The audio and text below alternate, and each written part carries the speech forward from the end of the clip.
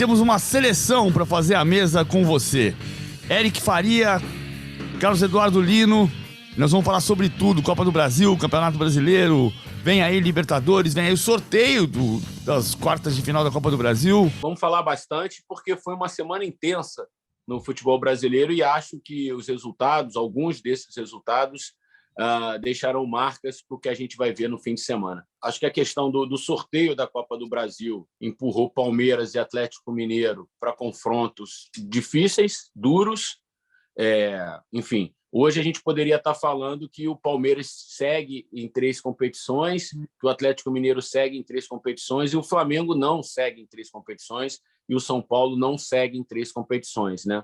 Então, acho que assim, a questão do sorteio ela acabou limitando realmente Palmeiras e Atlético Mineiro e manteve Flamengo e São Paulo. Mas poderia ser perfeitamente o contrário, pelo nível de enfrentamento que foram esses 2 jogos, enfim, e pela qualidade dos 2 times. Eu acho que, assim, nesse caso especificamente, eu acho que foi a questão do sorteio. Acho que se Palmeiras e Atlético tivessem outros adversários no sorteio, talvez tivessem passado.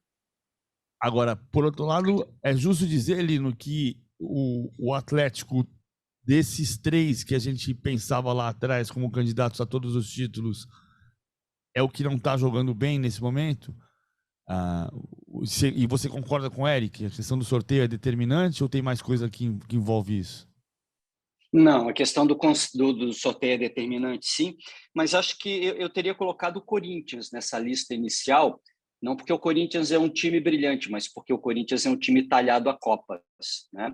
Eu não colocaria o Corinthians na largada como um postulante a título brasileiro na longa estrada. Isso sim, eu acho que está um pouquinho fora da curva. Não sei se a gente ainda consegue ou conseguirá por muito tempo deixar o Corinthians nessa lista de possíveis campeões brasileiros. Entendo até que não seja essa a missão do Corinthians. O Corinthians, na minha opinião, fará um bom campeonato brasileiro estável, mas vai ser mais competitivo nesse aspecto, nas Copas, né? Se bem que está todo mundo mudando tanto casca, né? E essa semana mudou a casca de muita gente, que até o Flamengo, que semana passada a gente talvez não colocasse como um seríssimo postulante a se manter em 3 competições em altíssimo nível. O Flamengo tem uma virada brilhante com o trabalho do Dorival Júnior, com tudo que está acontecendo no dia a dia do Flamengo, né? Essa virada de ânimo do Flamengo também é outro aspecto importante dessa última semana. Muita coisa mudou, PVC. E aí a gente tem esse campeonato brasileiro que corre o risco de ser o campeonato com maior média de público em 40 anos, porque ele pode superar 2019, que foi a maior média de público depois de 83.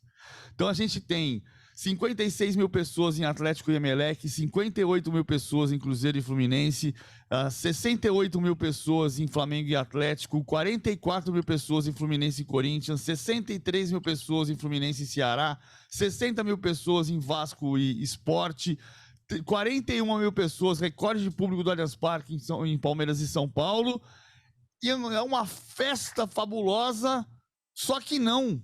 Porque aí tem invasão do setor norte, tentativa de invasão do setor norte do Maracanã, briga de torcida do Atlético Mineiro com outra torcida do Atlético Mineiro, tem ônibus do Atlético apedrejado, invasão do campo da Vila Belmiro. A quarta-feira foi uma noite de amor e de terror. Por que não estão vivendo isso, Lino? É o futebol brasileiro ou é esse país? Eu acho que é o futebol brasileiro dentro desse país. O que explica a violência, a tensão urbana, evidentemente, é o que está acontecendo nesse país. Existem algumas questões operacionais que poderiam evitar isso, né? Se o Estádio do Santos, o campo tivesse uma proteção mais adequada, o cidadão que tentasse colocar o pé para invadir não conseguiria passar da primeira barreira. Então, há um problema de segurança muito sério ali, que o Flamengo, sorrateiramente, isso não repercutiu tanto, eu até falei na seleção essa semana, de alguma forma conseguiu evitar pelo ambiente, pela vitória, mas o Flamengo se preveniu com aquelas grades ao redor do gramado, né? A gente via por trás das placas de publicidade um gradil imenso protegendo a estrutura de segurança. E a quantidade de seguranças que o Flamengo, privados, né, que o Flamengo colocou ao redor do campo também, chamou bastante atenção. Então, o clube fez aquilo que os códigos de justiça exigem, tomou providências para evitar que algo acontecesse. Então, o clube passa a ser punido quando ele deixa de tomar providências, mas não conseguiu ser eficiente na proteção da entrada dos torcedores, nas garantias, né, daqueles torcedores que compraram ingresso de que só eles estariam dentro do estádio. Então, cometeu lado de fora tem uma questão falha. de política pública também, né, Lino? Do lado Também, de fora também, do estádio também é uma questão de policiamento também, né? PM, BEP, enfim. Então, mas ainda assim é responsabilidade do clube, né? Ainda que em associação com o poder público, para que ele proteja algumas questões. Então, a gente passa a discutir questões pontuais também, do macro até o micro. Para cada uma delas, acho que é necessário a gente ter um discurso, né?